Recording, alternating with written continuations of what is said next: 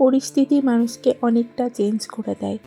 আমার পেটে যতদিন চিনি ছিল আমি আমার ঘরের একটা কোণাও পরিষ্কার করতে পারতাম না। যতদিন মা আসতো ততদিন মা সমস্তটা পরিষ্কার করতো, আর বাদবাকি ওই নোংরার মধ্যেই পড়ে থাকতো। এই ফ্রিজটা হচ্ছে সেই রকম।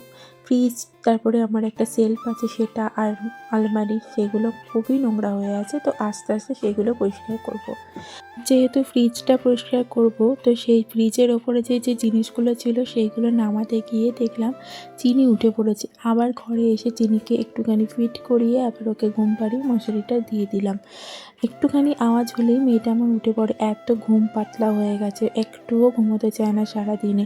রাত্রেবেলাতেও প্রচণ্ড জ্বালায়, খানিকক্ষণ ঘুমোবে, খানিকক্ষণ উঠে পড়বে। তো যাই হোক, ওকে ঘুমটুম পাড়িয়ে দিয়ে ঘরে এসে ফ্রিজের মাথায় যে জিনিসগুলো এদিক ওদিক করে রেখে দিলাম, তারপর একদম ডিপ ক্লিনভাবে পরিষ্কার করলাম। আমি একটা জানো তো, যখন কাজ করি তখন একদম পুরো পরিষ্কার টরিষ্কার করে কাজটাকে কমপ্লিট করার চেষ্টা করি।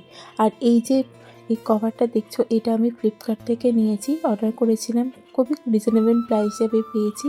তো তারপরে ফ্রিজটা পুরো পরিষ্কার করে নিয়েছি। কেমন লাগছে জানিও এই কভারটা দিয়ে ফ্রিজটা। তারপরে সন্ধ্যায় যেহেতু হয়ে গেছে এই কাজ করতে করতে, তো তারপরে মিটির খাবারটাকে বানিয়ে ওকে খাইয়ে দিলাম। আর আজকে ভেবেছি রাত্রেবেলায় সুজি করব, তো সুজিটাকে বানিয়েছি। আর চিনি, অনেকটাই রাত হয়ে গেছে, তো চিনিকে নিয়ে বসেছিলাম। তারপরে দেখলাম যে আমার বর চলে এসছে অফিস থেকে, আর আসার পথে ও এই মোয়াটা নিয়ে এসছে।